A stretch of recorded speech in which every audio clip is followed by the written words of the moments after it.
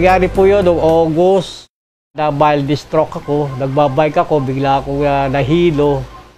Umuwi ako naglalakad. Sabi sa akin ng mga tao, para daw akong lasing kung maglakad. After one day, nagpa-check up ako sa doktor. Lumabas sa 2D echo ko na nababaga ang aking puso.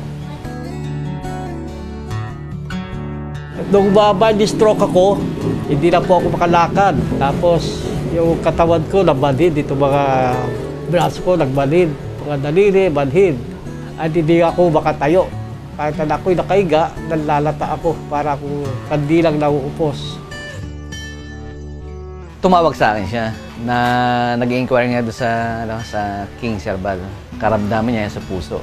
Payat po siya na hindi nga siya naglalabas ng bahay. Matamlay na hindi ka kisigan ng kanyang itsura kaysa ngayon na uminom na ngayon ng herbal, makisig na. Hindi tulad na nakaraan na talagang matamlay siya. Parang walang lakas.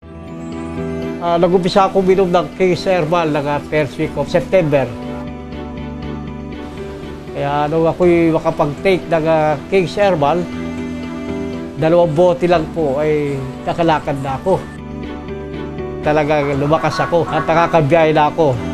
Nakakauwi na ako sa probinsya.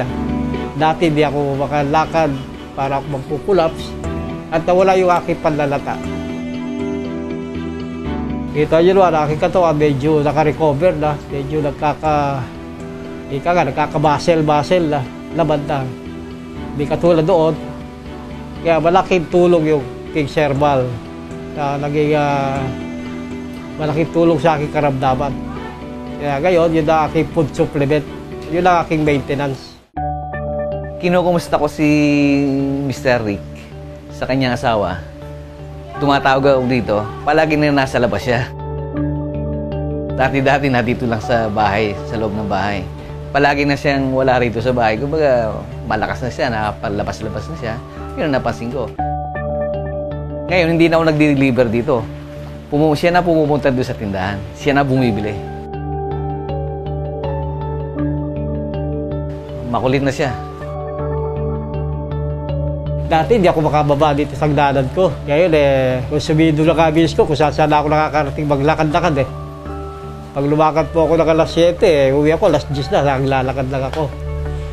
Dati po hindi ko magawa yun. Diyan lang ako sa terrace nakaupo. Nagbabatsyag-batsyag sa mga dumadaan na tao. Napakalaki po ng kaibahan nung nagawa sa akin ng King Herbal.